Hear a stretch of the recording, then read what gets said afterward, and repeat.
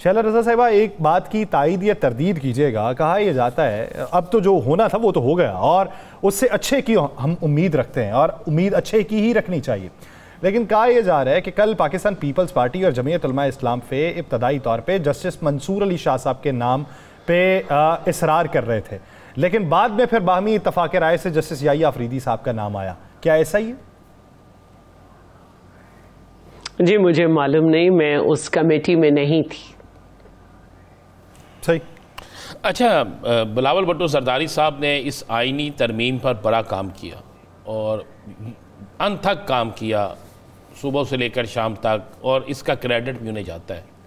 जब आप समझते हैं कि वो एक आईनी तरमीम जो नामुमकिन था उसको मुमकिन कर सकते हैं, तो क्या बिलावल भुट्टो जरदारी साहब आने वाले दिनों में इस पाकिस्तान को इस बहरान से निकालने के लिए, जो मुआशी बहरान है, जो अवाम की मसाइल है, इस पर हुकूमत में आके अपना रोल अदा कर रहे हैं? मेरा ख्याल है ऐसी बात नहीं है, और जहाँ जहाँ हुकूमत को मदद की ज़रूरत होगी और जो हम समझते हैं कि जो काम हमारी पार्टी से बेहतर तरीक़े से होगा वो ज़रूर किया जाएगा। आपके प्रोग्राम को बिल्कुल आखिरी लम्हों में मैंने सुना, जब मुझसे पहले तो फवाद चौधरी कह रहे थे वही लोग हैं वही रहे हैं, लेकिन अब की दफ़ा आप उसमें नहीं हैं, बस ये गम है आपको। तो जी फिलहाल हम और किसी तरह आपकी बात नहीं बन पा रही है, ये वो बेचारे कहना भूल गए। तो बात ये है कि देखिए स्प्लिट मैंडेट है और पाकिस्तान पीपल्स पार्टी की पोजीशन ऐसी है कि PMLN ने हुकूमत बनाई तो यही ऑफर PTI के लिए भी थी और फ्लोर ऑफ द हाउस पे जो है ये बात चेयरमैन बिलावल ने की कि अगर आप बनाते तो हम आप कोई भी सपोर्टिव होते जैसे इस हुकूमत के सपोर्टिव हैं, क्योंकि दूसरी सूरत का मतलब है कि पार्लियामेंट को बंद कर दिया जाए।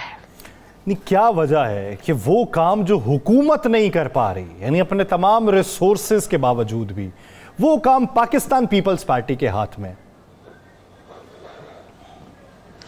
ऐसी बात नहीं है। बात यह है कि जो पहले दिन तरमीमात आनी थी उसमें एक तासुर ये दिया गया जैसे वो आज ही पास हो जाएंगी, जबकि वो एक मुसवदा था जिसमें कोई 56 या 55 कुछ आर्टिकल्स की अमेंडमेंट थी, लेकिन उसको भी यही कहा गया था कि मुख्तलिफ बार काउंसिल्स के मेंबर के साथ जो है तबादला ख्याल करके, या कौन सा सही लफ्ज़ होगा कानूनी तौर पर, वो करके बनाया गया है, लेकिन उसको कोई फाइनलाइज नहीं हुआ था।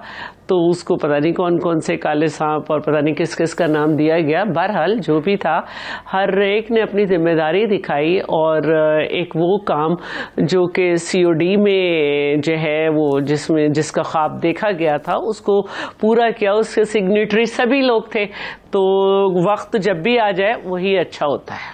अच्छा, 26वीं आईनी तरमीम होगी, अब बड़ा शोर मचा हुआ है और ये बात वो बड़े सियासतदान कर रहे हैं जिनकी बातों के मतलब आजकल कहा जाता है टीवी पे जो वो कह के जाते हैं वैसे ही होता है। तो कह रहे हैं अभी 27वीं भी आनी है और 28वीं भी आनी है, कोई ऐसा है? मैंने ऐसी कुछ बात नहीं सुनी है और मैं नहीं समझती कि इतनी जल्दी आ सकती है और उस पर बहुत कुछ हो सकता है, ऐसा नहीं है। अभी तक ऐसी कोई बात नहीं है और ये भी इतनी बात ना बनती है अगर मुख्तलिफ नैरेटिव्स जो हैं वो क्रिएट कर नहीं किए जाते कि पर्सन स्पेसिफिक और फलां, तो मैं ये समझती हूँ कि ये नहीं करना चाहिए था, क्योंकि आप एक ऐसी पोजीशन पे खड़े हैं और एक ऐसे लीडर के साथ खड़े हैं जिसका कुछ पता नहीं होता, उसके आप पूरी अमेंडमेंट्स में शरीक थे, आपका कोई डिसेंटिंग नोट नहीं है, आपके बड़े वाज़े बयानात हैं कि हम मौलाना के साथ हैं, मौलाना के फैसले के साथ हैं, लेकिन एन मौके पे आप अडियाला जेल की तरफ मुड़ गए और वहाँ से फिर वही आया जो हमेशा जो बातचीत हुआ करती थी उसके बाद का अंजाम होता था। क्योंकि मुझे अच्छी तरह याद है कि जब एक दफ़ा पहले मुज़ाकरात हो रहे थे तो शाह महमूद कुरैशी साहब ने कहा कि हम 80% अपने अहदाफ पा चुके हैं, लेकिन फिर एकदम से सबुटाइज हो गए।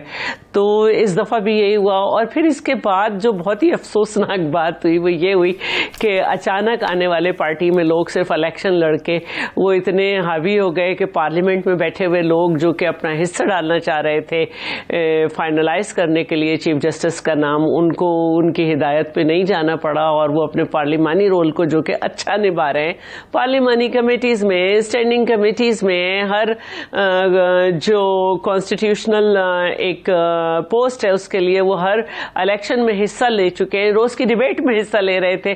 उनको पहले वोट से महरूम किया गया और फिर उसके बाद उनको इस फैसला साजी में भी नहीं आने दिया। क्या हुआ अगर वो आ जाते और जिसको चाहे वोट कर देते, उनको कोई हिदायत दे देते कि फलां शख्स को वोट दे दे नॉमिनेशन चीफ जस्टिस के लिए, लेकिन एक उनका पार्ट तो बनता ना। ये क्या बात हुई?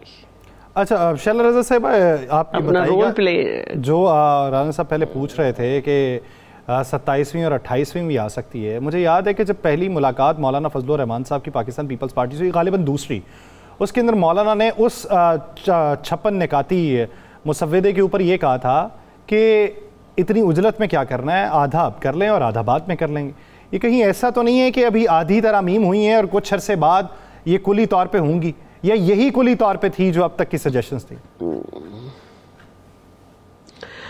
मैं ये समझती हूँ कि अगर आगे भी कोई ऐसा काम है जिसको होना है तो कंसेंसस होंगे तो हो जाएगा, और अगर कंसेंसस नहीं होते तो ये भी ना होता। और ये भी कोई किसी की शिकस्त या जीत की बात नहीं थी, क्योंकि आईनी मामलात में कंसेंसस जितना ज़्यादा हो वो अच्छा होता है। तो लेकिन ये शो किया जा रहा था कि अगर ये तरमीम नहीं हुई तो बड़ी शिकस्त हो जाएगी हुकूमत को और इसको, तो ऐसी बात नहीं है। हर हाल में जमहूरियत की जीत जब ही होती जब कंसेंसस होता या कंसेंसस ना होता। असल बात वही होती कि कंसेंसस ना होने पे ना होती और होने पे हो गई। आने वाला सियासी सिनेरियो क्या देख रही हैं आप? मैं ये समझती हूँ कि 2-4 दिन में, क्योंकि अब फ्राइडे को और उसके बाद मंडे को शायद सेशन हो, शायद मैं कुछ कह नहीं सकती क्योंकि मैं एडवाइजरी कमेटी की मीटिंग में नहीं पहुँच सकी थी। तो मैं फिर जब सेशन होगा ये बात पुरानी हो जाएगी। और वैसे तो सुन्नी इत्तेहाद काउंसिल के अंदर जो मेंबर्स हैं वो हर दफ़ा खड़े होकर स्पीच की तलाश करते रहते हैं। वो कुछ ना कुछ स्पीच करते रहेंगे, हम उन्हें भड़ास निकालने का मौका देते रहेंगे। और हमारी पूरी तवज्जो जो है इकॉनमी पे और अपनी फॉरेन पॉलिसी पे ही रहनी चाहिए, क्योंकि इसी में अब हमें आगे बढ़ना है। अच्छा, जिस तरीके से ख्वाजा आसिफ साहब, क्योंकि बामी इत्तफाक़ राय से मंजूर हुई तो उसके पीछे के मकासद तो सभी के सेम होंगे। ख्वाजा आसिफ साहब ने कहा कि हम 17 को इख्तियार नहीं दे सकते मुल्क चलाने का, पार्लियामान चलाने का। अब आप समझती हैं कि इसके बाद ये सारा इख्तियार वापस पार्लियामान के पास पहुँच चुका है, अब किसी और के पास नहीं है?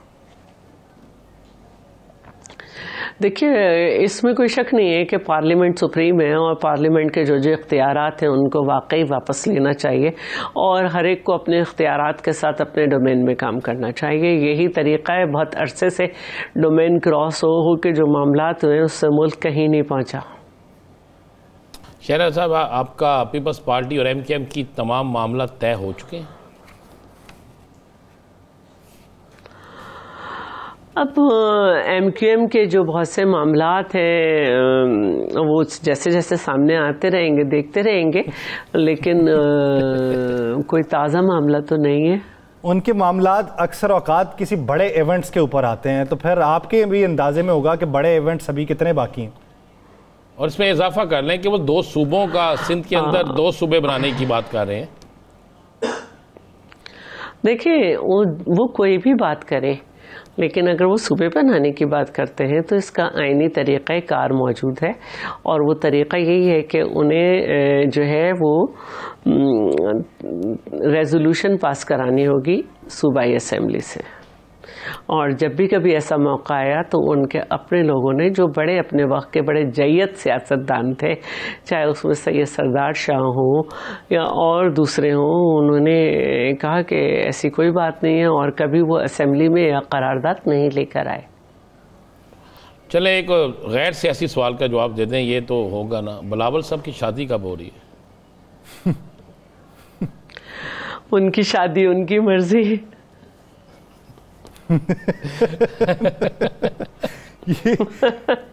यानी वो तो मुस्तकबिल करीब का इशारा पूछ रहे हैं आपसे। देखें, घर वालों की तो खासी ख्वाहिश है, लेकिन मैंने यही कहा, वो जो उनका जवाब है कि उनकी शादी उनकी मर्जी।